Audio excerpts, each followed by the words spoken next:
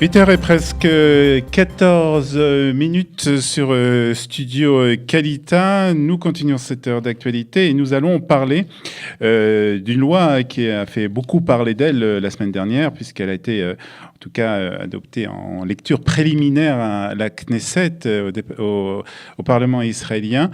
Il s'agit d'une loi concernant la peine de mort pour les terroristes et nous allons essayer d'en parler ce matin et plus particulièrement de l'aspect de la peine de mort par rapport à la loi hébraïque. Et pour cela, nous avons en ligne avec nous docteur Michael Vigoda. Bonjour docteur Vigoda, merci d'être avec nous ce matin.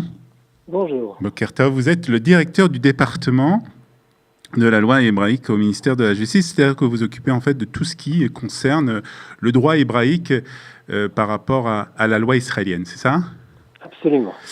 Alors, on va essayer de parler justement de cette, non pas de la loi, mais plutôt de la peine de mort et de la loi hébraïque. Et on va essayer de voir de quelle manière il y a ou non un rapport entre les deux. Et la première question que j'ai envie de vous poser, est-ce que la peine de mort existe dans le droit hébraïque ? Oui, certainement, en théorie en tous les cas.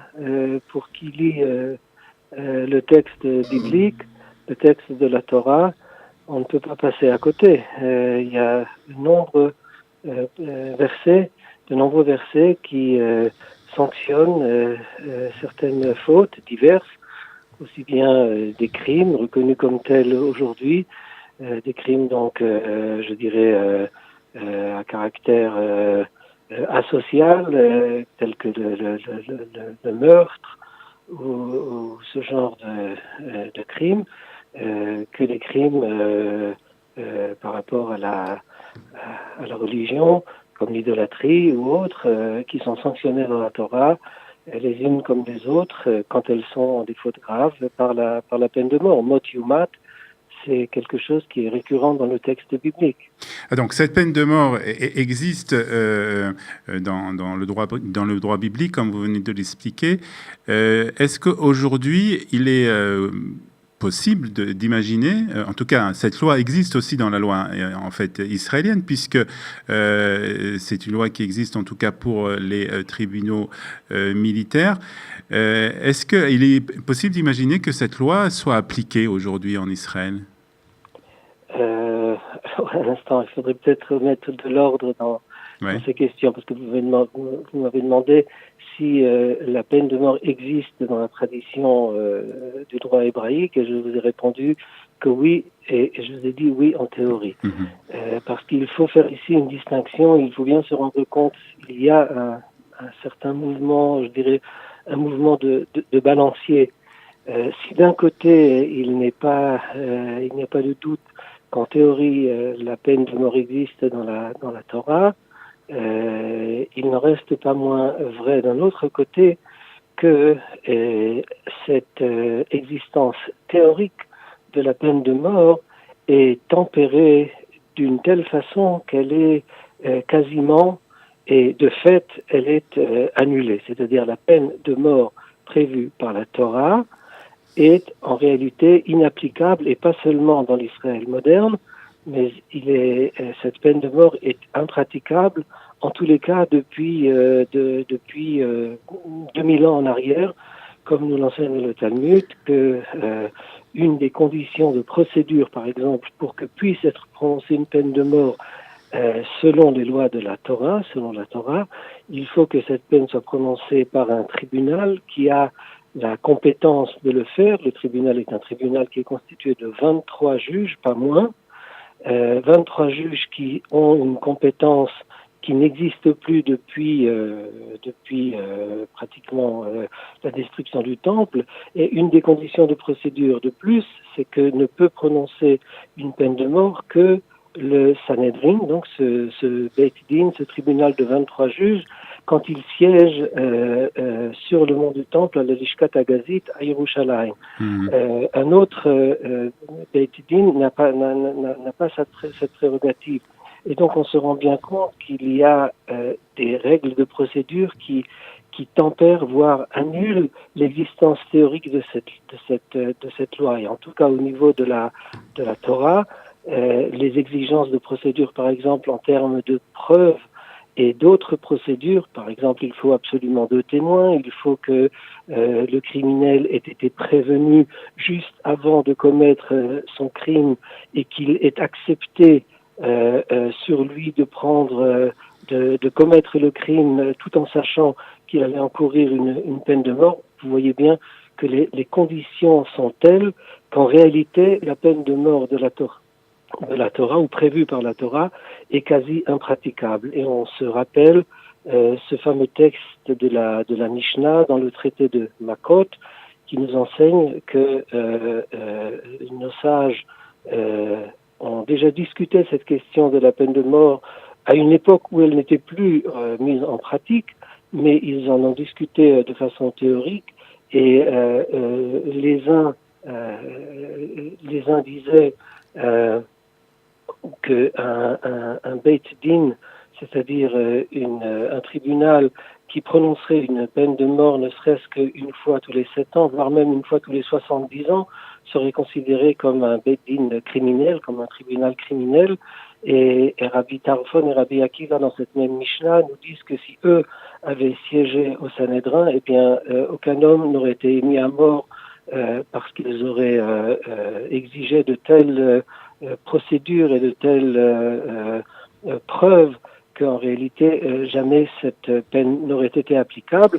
Et leur rétorque Rabban Shimon ben Gamliel, Afhen Marbin Shofred Damin Israël, en se conduisant de cette façon-là, eh bien, on ôte en quelque sorte à la peine de mort son aspect, je dirais, aidez-moi, de harta'a, c'est-à-dire son aspect dissuasif. Oui, dissuasif. Son aspect dissuasif. Et donc, on voit déjà dans la Mishnah cette opposition, cette controverse qui existe concernant la peine de mort telle qu'elle est prévue dans la Torah. Donc, vous voyez que la chose n'est pas simple. Entre la théorie et la pratique, il y a une marge et je dirais un fossé très énorme. Important.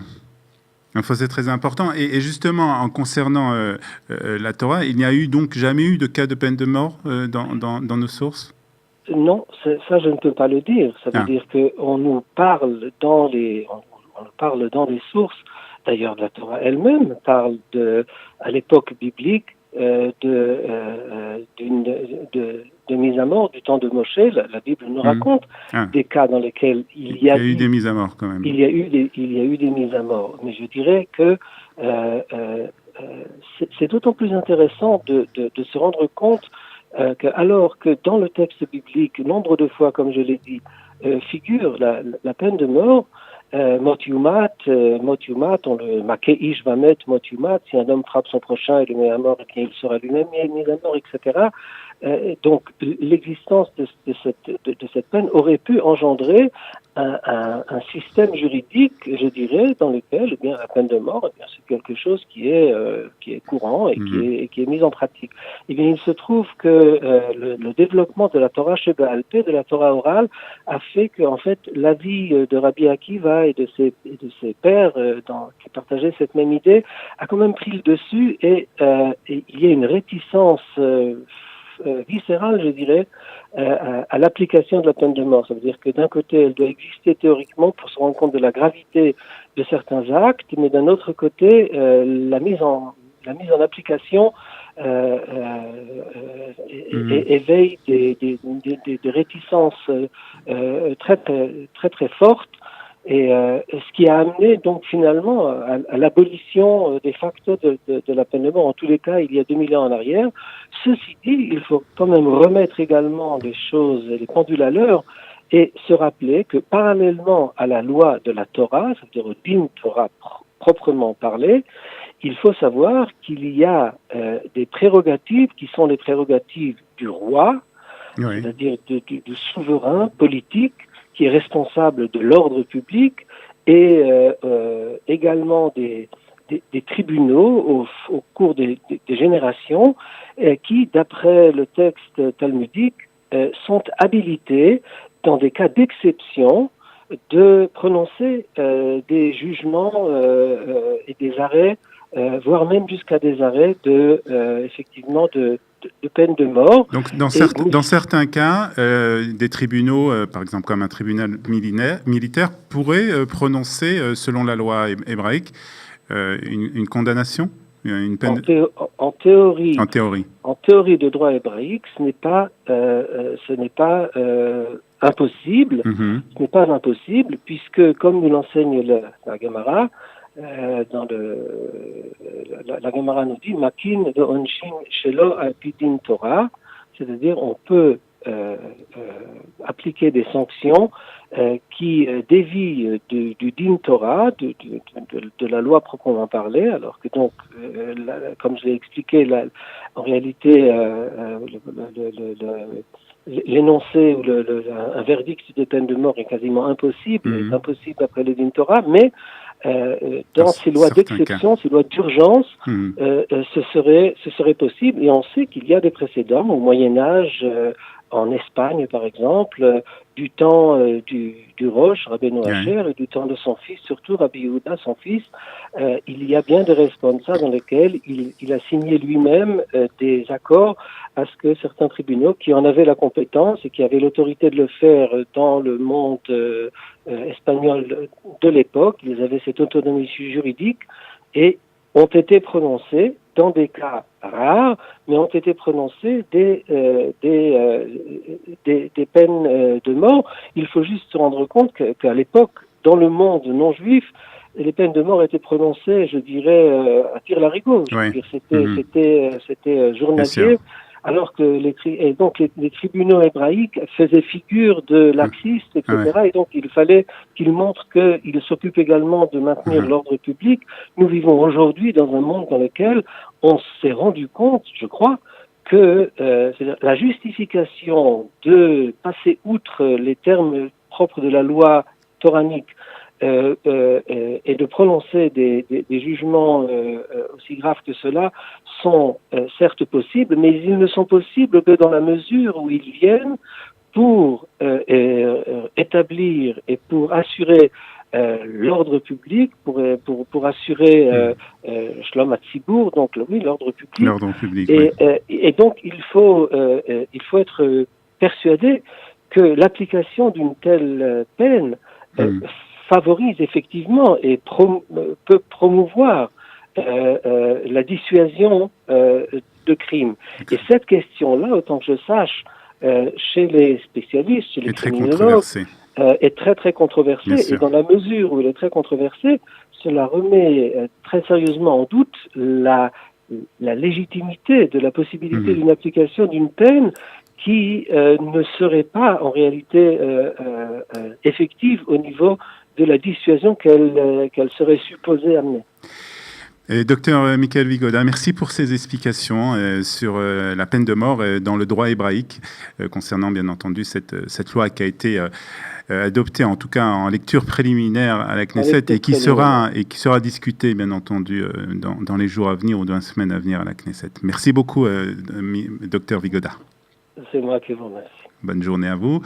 Dans un instant, nous retrouverons Eliana Gurfinkel qui sera avec nous pour nous parler d'histoire avec ce matin la langue hébraïque.